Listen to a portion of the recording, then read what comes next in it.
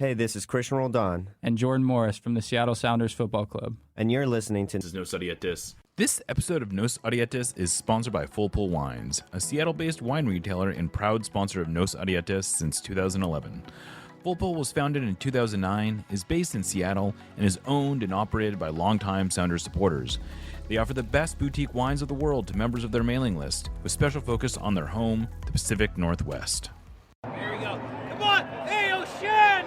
Let's go! Save by Fry! The Seattle Sounders have done it! MLS Cup winners! Here comes Rui Diaz through the middle to crown it for Seattle! And now they truly can start the celebrations. It's the Sounders MLS Cup. Nico Lodeiro leaves absolutely no doubt! The Sounders rule the region! Seattle Sounders is going to They've scored! They've scored! Finally! This feels fucking awesome. This is a tiny dog. Is that what you young people call twerking? And Porter says, cheated! You wanna win? This is the Seattle Sounders, bro.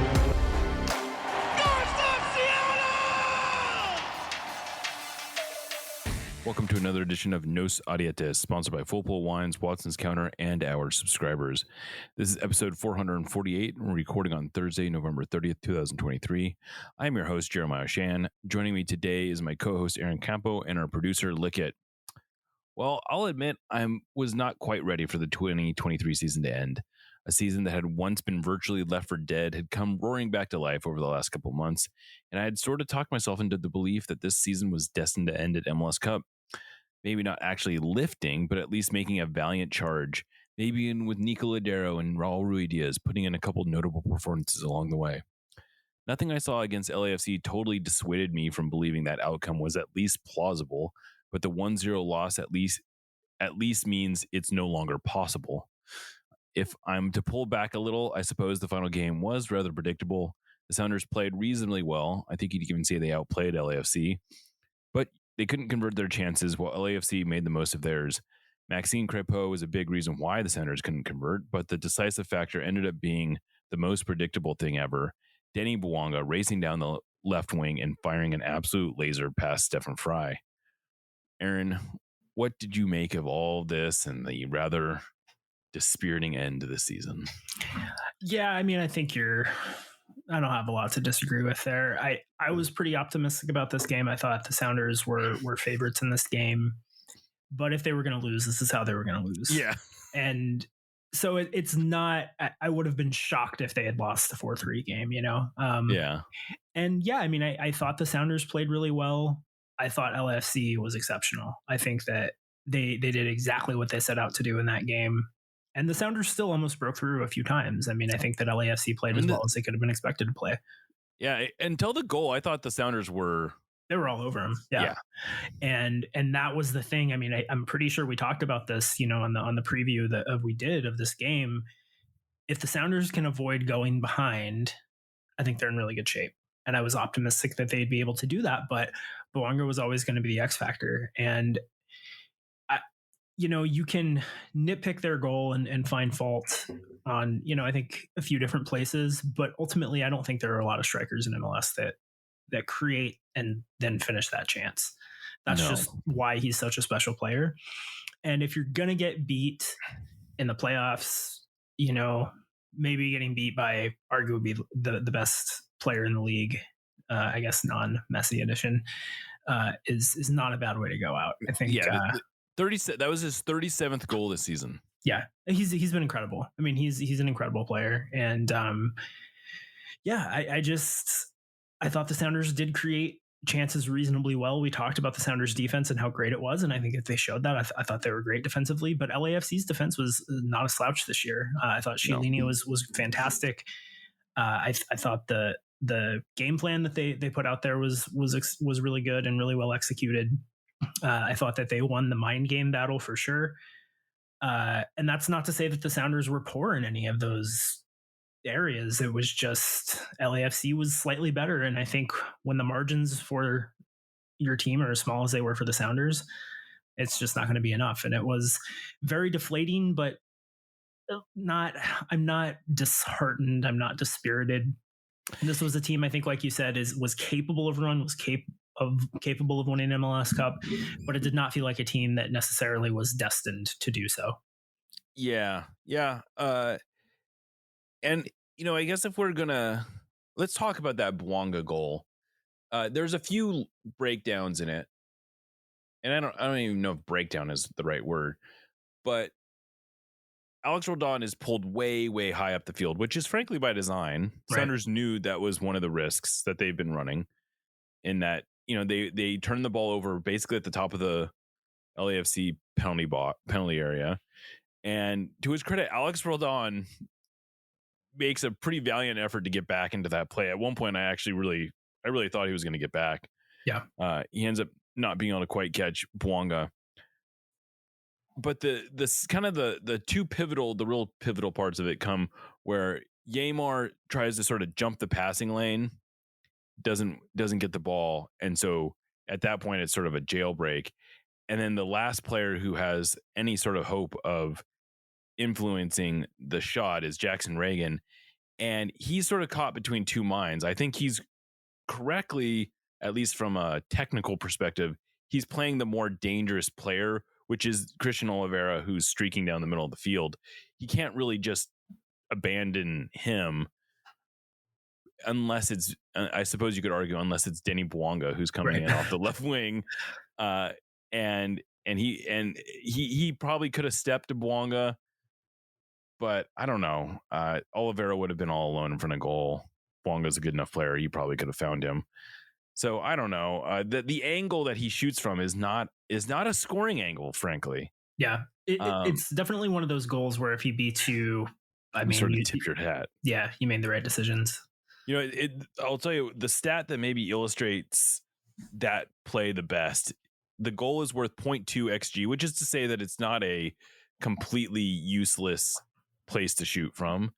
But the shot itself was 0.95 xG, basically saying that if that shot is never getting saved. Right. Yeah, because you put yourself in that position that Stefan Frei did because that's a really hard shot to make, Yep. And it's I think that any goal, I mean that you can find areas where if this doesn't happen, this probably exactly in the buildup. But I think you got to be looking really hard here. I think it's a rather routine counterattack where Alex is upfield, but like you said, that's kind of how they play, and that's how most teams play. Yeah, right. So it's a bummer. I mean, it's a bummer. It kind of feels like that Edson Botto goal against the Galaxy, and what was that, 2011, 2010? God, that was so long ago. There are probably people listening to this that don't have living memory anyway. But just one of those goals where it's like, well, what are you going to do? Right. Like if that's the thing that ends your season, so be it. And it's frustrating as hell. And I think that, Crépeau having basically the equivalent of Frei's 2016 MLS Cup performance was, another factor where it's just like, yes, I think that a team that's a little more dangerous in the attack has a different result in this game, but it's not like the Sounders didn't have chances, and it's not like they did poorly with those chances. Yeah. And the biggest one was Jordan Morris, who you made a comment about how the only thing Sounders fans love blaming a loss on more than the ref is Jordan Morris. Yeah, that's true. It is true. And I don't know. I see this play, and I see a great play, frankly, by more. Roldan makes a decent pass to put him into space, but that touch that Jordan makes to get around Murillo, and then the speed that he uses to get past Chiellini is great. Like that's exactly what you want. He comes in and he tries to chip Crépeau with the outside of his right boot. And I think what was so masterful about this is Crépeau is clearly assuming he's going to go to his left. He's playing that angle. That's where he's going. Now, is there a way that Jordan can score that with his left foot if he hits it? Of course. There's a lot of different angles that you can talk yourself into Jordan scoring this one. But the shot he takes is a good shot, and he executes it well. But Crépeau is able to reach back against his momentum and make this left-handed save. That's world class, frankly. Yeah, it's an exceptional save, and everything he does everything right leading up to the save. He gets in a good position where he has he's cheating one way, but he has the ability to correct because of the position he's put himself into. He gets out at the right time to where, he's able to force Jordan to shoot from further out than he probably would have liked to. Right. I think that it's fair to be frustrated with the Sounders' inability to score in this game, but I do think that sometimes you just have to say that the opposition played really, really well. And I think that was the case here. I mean, you have maybe the best attacking player in the league score a goal that very few other players in the league are ever going to score. And then you have a keeper standing on his head. You have the rest of the team executing the game plan really well. That's not to say that, that there aren't things the Sounders could have done, but I really think this game was about LAFC executing just a little bit better than the Sounders did in a really evenly matched game with really fine margins. Yeah. There's a lot of, oftentimes, especially on Extra Time, they talk about match winners, and each team sort of like at the end of in the playoffs, especially, it's the team with the most match winners tends to come out here. And I think it would be hard to escape the idea that LAFC's top end talent is probably more on the match winner side than the Sounders are right now. Yeah. Like Fry is a very good goalkeeper. He's not going to single-handedly win you a whole lot of games right now, but you're hoping you don't have to ask him to do that. Right. He's also not going to lose you games. Jordan Morris, kind of similar. Like he's a really good player, but he's also not the kind of guy who you expect to put him to put the team on his back and sort of just will him to victory. And there wasn't really anyone else that was, João Paulo had a couple decent shots that Crépeau got fingertips to and pushed over. Albert Rusnak had a couple decent looks. He did actually put the ball in the net one time that very briefly gave some hope that the Sounders had scored. But man, Rui Diaz literally set that ball up for him perfectly with a handball. Yeah. I don't think that it's one of those really frustrating things where it's just pure bad luck, but it really, if that's not a handball, nothing is a handball. I don't think. I mean, he literally like dribbles the ball and like almost like sets it on a platter for Rusnak. But Crépeau makes like probably 2 fingertip saves. One of them he hits off the crossbar. The other one he tips just over. He had Josh Atencio even had a pretty good look at goal early on. I was just going to say, I think that was a tougher save than it looked because it was. I thought so too. Yeah. He did really well on that one. And then the one other great chance the Sounders had was sort of similar to the Mascara. I think it's Mascara goal that Cincinnati scored, where a free kick basically falls to the feet of Yeimar, and he just doesn't get anything on it. And that said, it was cleared off the line by a defender. It had beat the goalkeeper for whatever that's worth, but it was, the defender cleared it very easily. But that was probably their other really good chance. Yeah. Yeah. And that, I mean, I think against a different keeper or just a team not playing quite as good defensively, that's enough to get it to extra time, I think, in most games. Right. Yeah. Most of the time on the balance of play, I would have expected that game to go to extra time at least. Yeah. Yeah. It's just, that's the playoffs. That's especially in a one game playoff where it's, it's win or go home. And, it's better than a lot of other ways the season could have ended. I would have loved them to get to the final, obviously, because I think that they are heavy favorites in the final against Houston. But LAFC is a good team. They've underachieved this season, just like I think the Sounders have. But I think that I just think at the end they just had better talent. Yeah, I mean they have plenty of talent on that team. I don't know that they are getting the most out of that talent, but they definitely have talent. They have, the Sounders would love to be able to bring the quality off the bench that they are able to bring off the bench. Even, I will, it's funny. There was a column someone wrote for The Athletic about how LAFC has managed to sort of make this transition into a new era more seamlessly than the Sounders have, which I do think really ignores that LAFC was bad from 2020 to 2021, which is just 3 years into their existence. Yeah. And by the way, they kept Carlos, and that was when Carlos Vela was struggling to stay healthy. By the way, they kept him. Vela hasn't been great, although he still has I think he had like 9 goals and 7 assists this year. That's a pretty good down year, I suppose. Right. But it's not so different than what Ladero was last year. Yeah. I mean, I guess that's fair, but LAFC didn't, I don't know. LAFC didn't win the Champions League. LAFC has won one MLS Cup, right? Haven't won 2? They won 1. Yeah. They won one MLS Cup, 2 shields.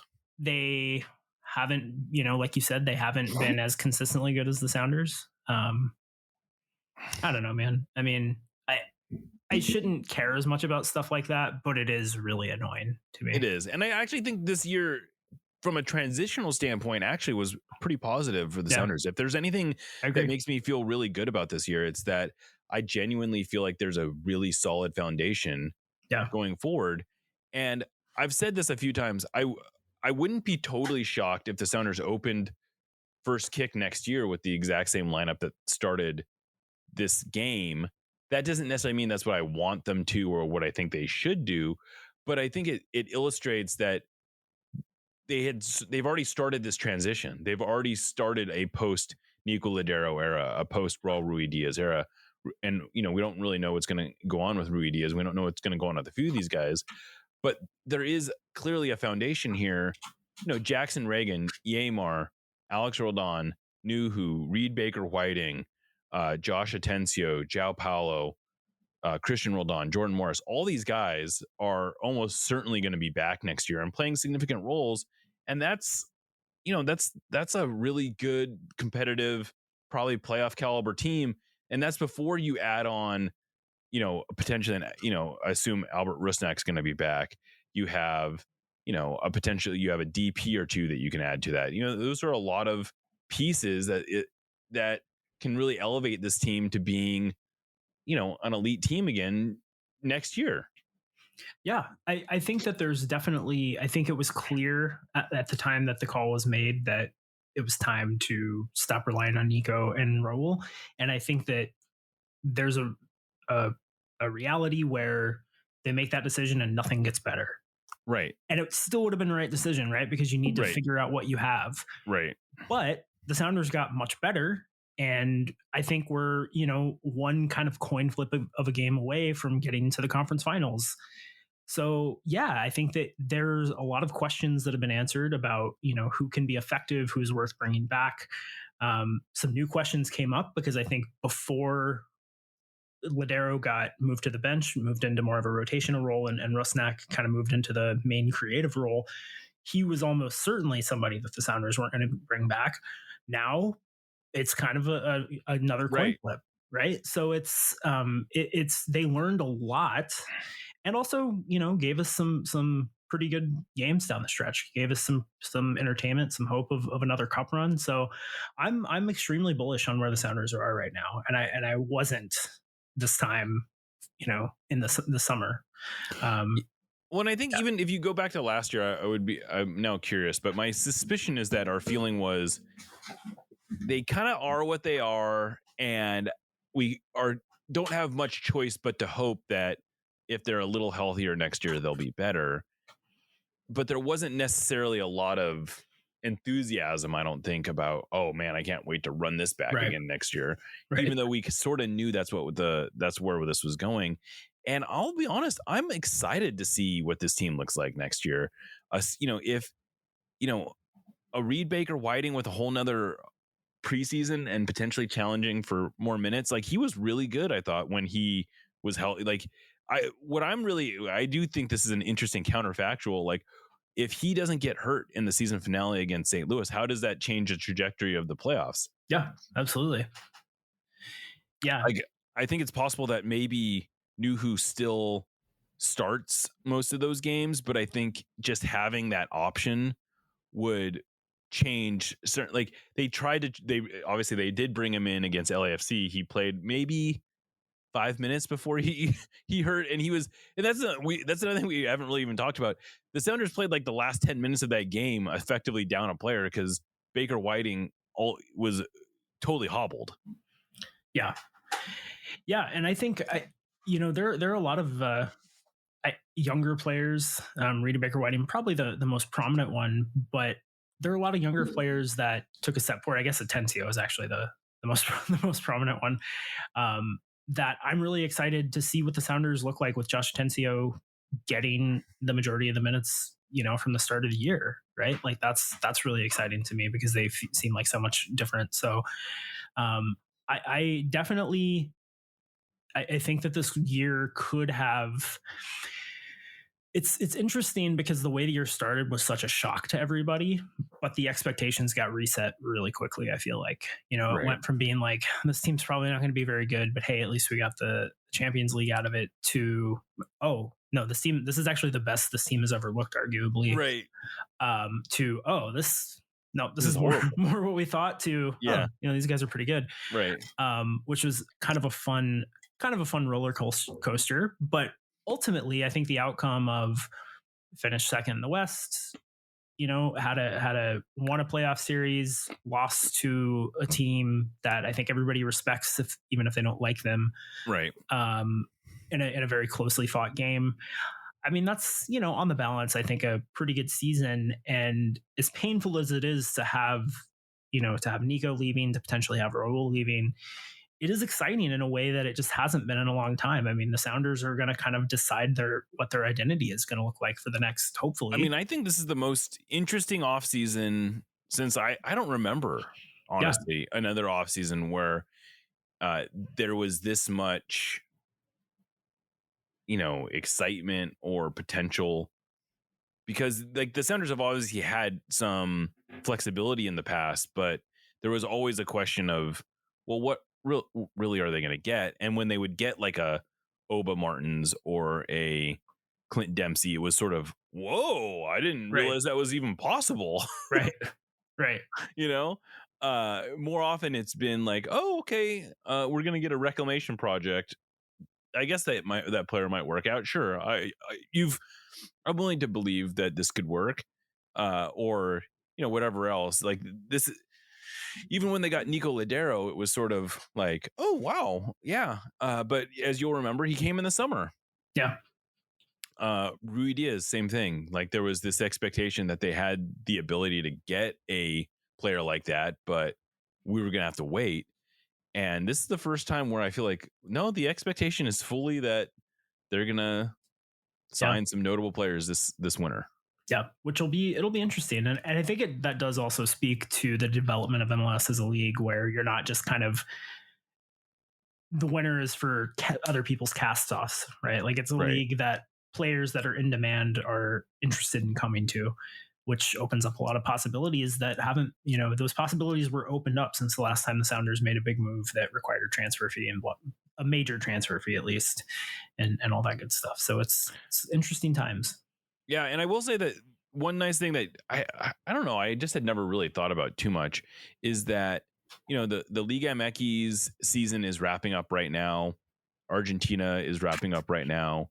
Brazil is wrapping up right now. And I think we sometimes forget that they do have an off season that starts right around the same time that the MLS off season is.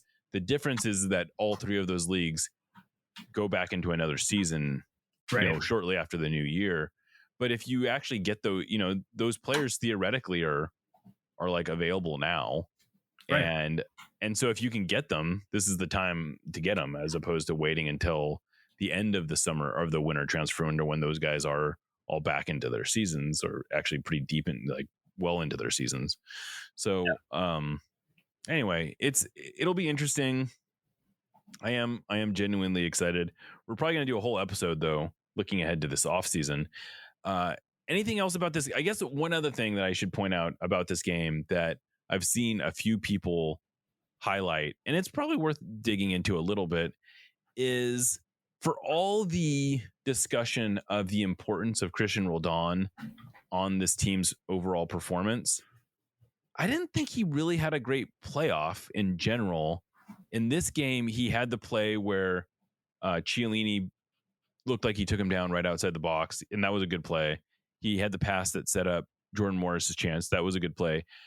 But he just wasn't as influential in this game or really even in the Dallas series as I would have really expected him to be.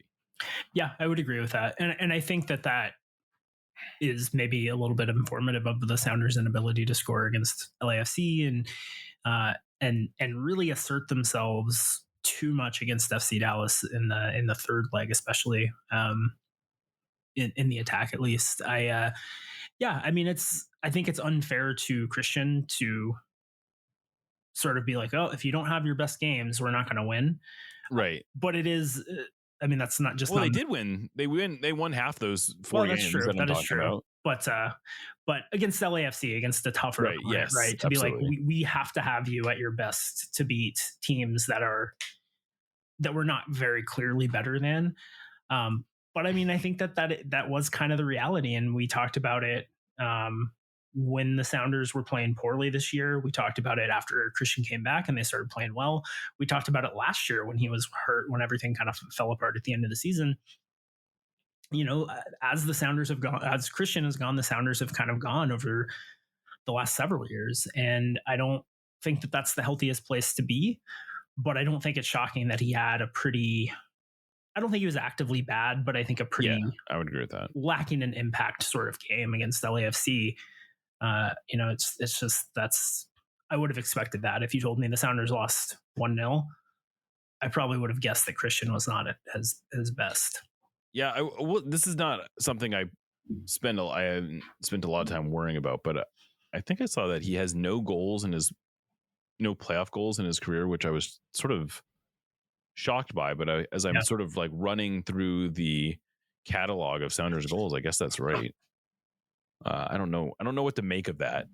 It is pretty surprising. He's not like a huge goal scorer, but he scored enough goals that you would have expected him to score one. Yeah, right, exactly. At some point. Anyway, well, this is a probably good place to call a break. We're going to come back. We'll talk a little bit more about this game. Maybe we'll talk about Ted Uncle's performance, as well as a few other things. But you're listening to Nos Audietis. Watson's Counter wants to thank everyone for their patience, but now the wait is over.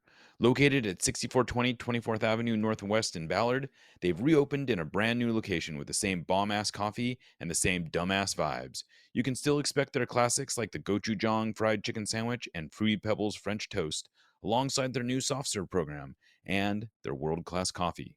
Make sure to follow them on Instagram for all the latest and greatest.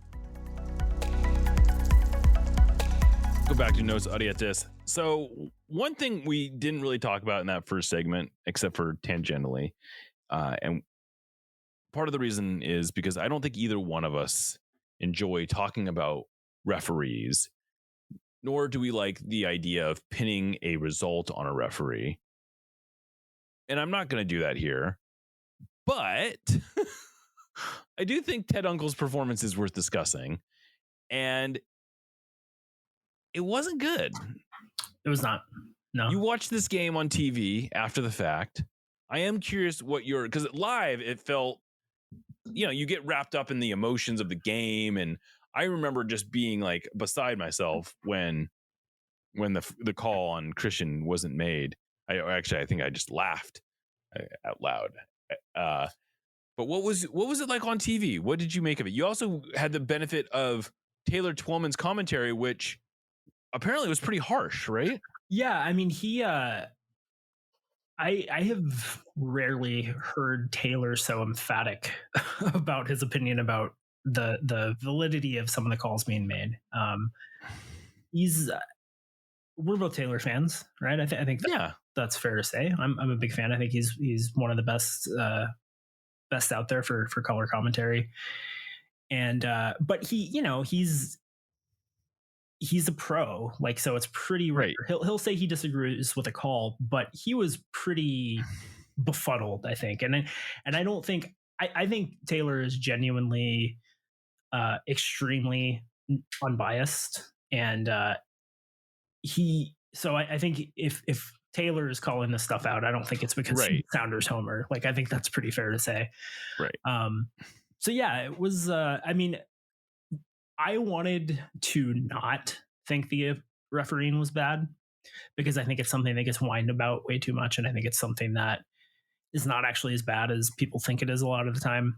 Yeah, I'll use this as my brief interlude to say the idea that, like, we hear this today, like, or this week, we've heard this, like, I'm never going to watch another MLS game until the refereeing is better. Right. I like, that stuff does drive me crazy, because it's like, Yes. Have you watched a Premier League game? Yeah.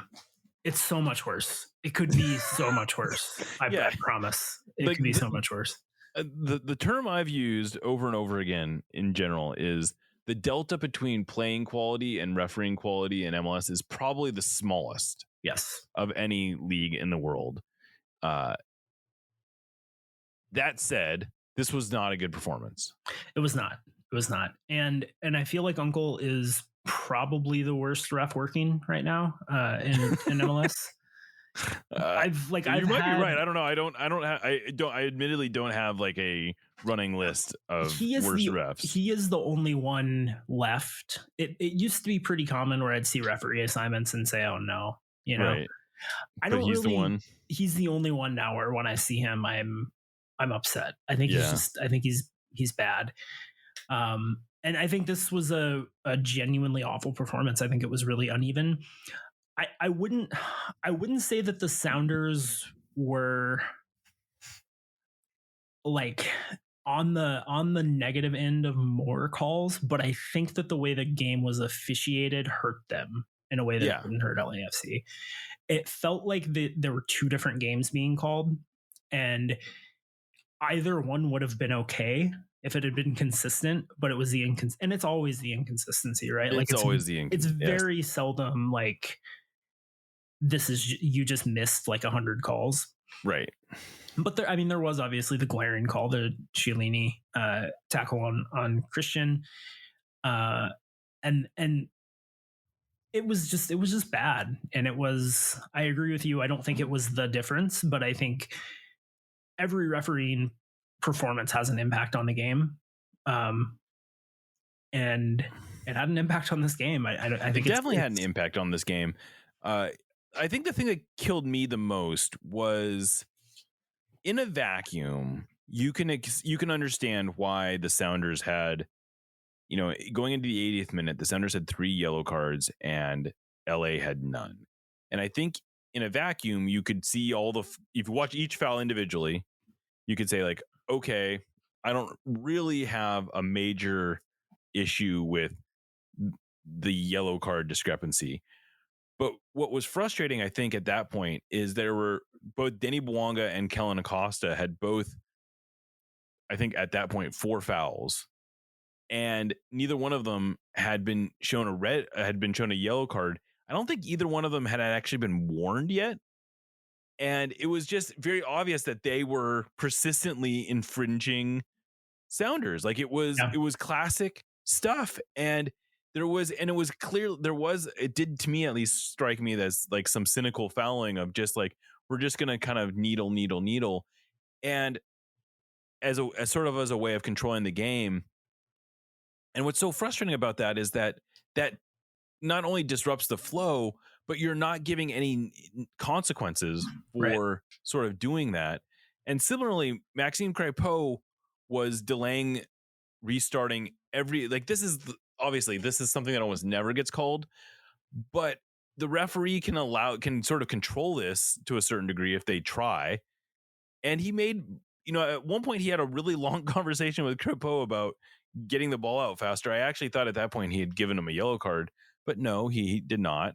Yeah. And he just kept sort of delaying the restart over and over again. And I realized that's the ticky-tack stuff that but it's just like at no point did it seem like he was really trying to control the game with it didn't seem like he was trying to control the game. No, it didn't. I think that it's telling that the first LAFC yellow card was for dissent. Right. That to me is just kind of a slap in the face. And right. But one of the reasons that teams that are taking the approach LAFC did break down late in games is because they run out of yellow cards to give. Right. Like, that is a pretty common reason that teams aren't able to keep that up for 90 minutes. But they just, I don't blame LAFC. I didn't think they were dirty necessarily. No. I just think that they had the approach that a lot of teams playing on the road in a hostile environment, especially in, a do or die game, especially with a lead and trying to defend that lead for a long time. Every team in the world is going to play that way until they can't anymore. And LAFC got to do it for a lot longer. And, I don't blame them for it. That's the right way to approach that game.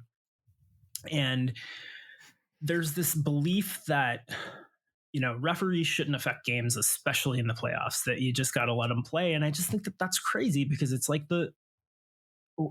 where are you drawing that line? Because it's the rules are the rules. A foul is a foul. And there's obviously some wiggle room there, but stuff that were the clearly obvious fouls were not going called. Things that were clearly obvious yellow cards were not being given. And at that point, it's just, what's the point? Why are you even out there? Right. Yeah. I mean, it did sort of feel that way. And, the funny thing is that at the end of the game, this is, I guess, sort of, it's almost like gaslighty. And it ended up being 16-16 on the foul count and 3-3 on the yellow card count. And so at the end of the game, you go like, well, what's the big deal? Like, he was calling it down the middle. Right. But if you watch the game, it clearly was, being called very differently at various points of the game. All three of LA's yellow cards came late when they were sort of like free of that being able to really influence anything. Yeah. And I don't know. It was a bummer of a way to finish the season. I guess there's some small, like, I don't know. What's your attitude about this? It's always fun. This is I don't know. I just think about this today. I feel like this happens most years when the Sounders get knocked out. I briefly console myself with going like, well, if we weren't going to win MLS Cup, we may as well go out earlier. We may as well go out early. But then I start, I start like looking at who else is out there and thinking, but I think the Sounders could have beat them. Yeah. And the thing that it kills me right now, especially, is I look at the Eastern Conference, and sort of like going into the playoffs, it was, whoever it comes out of the East is going to be heavily favored. I don't know that that's really all that true right now. No. Cincinnati is going to miss Matt Miyazaga for the rest of the playoffs. They are sort of like scrambling to figure out their defense. They have some questions, kind of like all these questions that didn't seem to be issues at the start of the playoffs. The Crew are probably the favorites to win this thing, frankly, at this point, even though they're going to have to be on the road against Cincinnati. But they have the most talent, but they also have a really leaky defense. I think the Sounders would have been massive favorites, maybe not massive, but they would have been favorites against Houston. I won't be surprised if LA wins this thing. I guess this is the point of what I was getting to. I won't be surprised if LA wins this thing. And I don't know if that is what I'm rooting for or not. I don't want any of these teams to win. I don't think. Definitely not. I think Cincinnati, I think Houston would be the best, because there aren't a lot of fans in Houston, but the ones that are there deserve. They do. I guess, and you're right. I guess if I had to choose from that perspective, yes. But they're bad. I know what you mean. I totally know what you mean. But I think the thing that kills me about Houston is like, this is like they're going to win if they win MLS Cup, they're going to win a double. Yeah. They do play like an attractive brand of soccer, so I'll give that to them. But I also feel like I think it would be even more frustrating if Houston were to win, because it's like, well, I know the Sounders could beat them. The Sounders beat them twice during the regular season. Yeah. They're not a good team. And but that's been the thing all year. There just aren't any good teams. And then, the one good team that was clearly a good team all year long shot themselves in the foot in the playoffs and made themselves a bad team. It's frustrating. I know. I think and I totally know what you mean about I'd rather go out early and not get invested. But I only feel that way in years that I just am not feeling the team's chances. You know, your 2013s, your 20, etc. I really got on board with this being. I did too. I was like mentally ready. I was like, okay, where am I going? I'm definitely going to go to MLS Cup wherever it is. Yeah. I was like mentally making all these plans. It felt very much like 2016, where it was like, to me, it did. It felt like it felt a lot like 2016. All the cards are aligned. This is happening, and Heber's going to score a miraculous late goal to win. He didn't. Right. I don't know if you know. I'm sure you noticed this. Heber didn't even get on the field. That was, man. I'll tell you, if there's ever a sign that that his time here is done, he did not get on the field in this game. Yeah, in a game where the thing that they were really sort of resorting to doing is the only thing that I ever feel confident that he's going to be able to affect. Yeah. It's rough. That's unfortunate. He looked so good in the first couple games too. Oh well. He's looked really at various times this year. He looked really good, but that didn't go well. Yeah, I am kind of bummed that Freddie didn't, like, I don't know, the last 2 years or last 3 years. He played 3 more seasons with the Sounders, didn't he? Crazy. I kept hoping, like, okay, Freddie's gonna finally get his playoff goal with the Sounders. Yeah, he's gonna tick that off. Yeah, it didn't happen. Which definitely did not happen. Honestly, is funny enough that I feel like it's okay. It would have been really nice, but it is funny. Like it is kind of in a weird way. And he got a Champions League ring, so he did get a Champions League ring, and I think I gotta imagine he doesn't regret a moment of his decision to come back here, regardless of what happens. But it'll be interesting. This is a very, very interesting offseason. We're going to do a whole episode, I think, about the offseason once we get a better idea of whose options have been picked up and everything, and sort of get the lay of the land. But I don't know. I am honestly optimistic. I don't think I've talked myself into that. I genuinely feel like things are trending well. It's interesting how much everything, like, it's pretty remarkable, I think, to be in this headspace, considering where we were just a few months ago, where it really did feel like we were on the verge of a real crisis. Yeah, a real actual tear down and rebuild for the first time. And, like, they were going to have to like there were like anyone we can get out of their contract, we're getting out of their contract, kind of thing. Yeah. That felt like not only a real possibility, but the prudent course of action, which is crazy to think about. Right.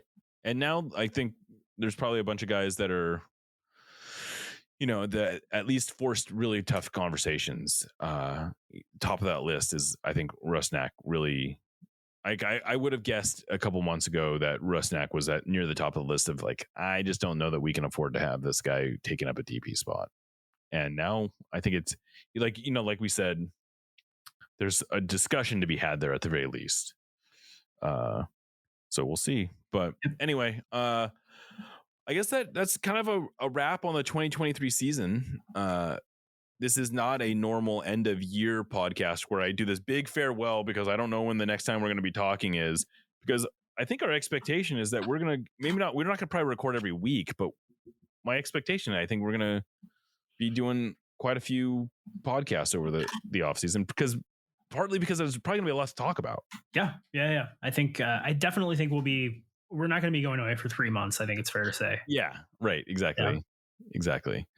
And there's rumors that the season may start a little earlier because I don't know. I read today that one of the rumors is that they're actually going to break for international dates this year, which I'll believe it when I see it. Yeah, but it would be nice and also the worst thing to ever happen, I think. Yeah. I guess with that, I wonder if that means like taking an extended break for Copa America. Yeah, that's probably what it means.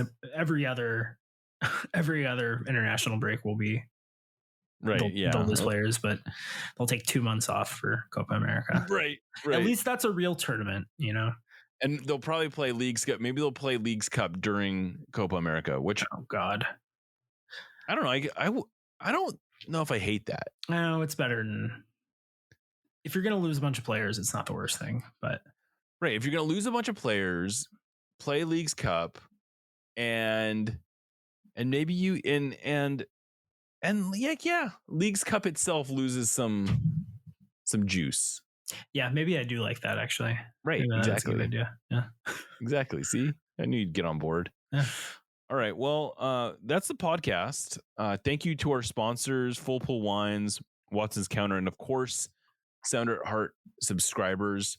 I will give a little bit of a plug. We figured out how to do gift subscriptions. So if you have a person in your life you think would really enjoy a Sounder at Heart subscription, we have those available. Just go to our website. There's a shop button near the top. And if you click on that, it will take you to a page that has a whole bunch of links. But two very prominent ones are for a gift subscription to become a backer and a gift subscription to become a supporter, I think is the name of that tier. And that's the one that comes with Discord access, and you can start playing around with our AMA or our mailbag episode and all those kinds of things. So if you want to do that, highly encouraged. We also have affiliate links. So if you're going to someplace like MLS Store or I think even like SeatGeek, a few other places, you can get discount. We can't give you a discount, but we will get a cut of anything you buy if you use our link. So you don't have to do just give us. It's basically giving us money for you doing nothing extra, which is pretty cool, I think. I agree. I think that's very cool. Giving us money is cool, I think. But anyway, thanks to everyone who's done this. I will do a little mini sign off, a broad sign off. This has been an amazing experience for me to sort of guide us through the process of taking Sounder at Heart independent. Aaron and Lickett have been massively supportive. Everyone over at Sounder at Heart has been really supportive. So it's been really gratifying to see this transition happen, and especially when I see sort of the upheaval going on in the media space outside of Sounder at Heart. It's very heartening to feel like, oh yeah, I'm no longer affected by this, or at least directly impacted by it. But anyway, that's a long way of saying I'm Jeremiah Oshan, signing off for Aaron Campo and Lickett. This is Nos Adietes. Remember, you'll never get alone.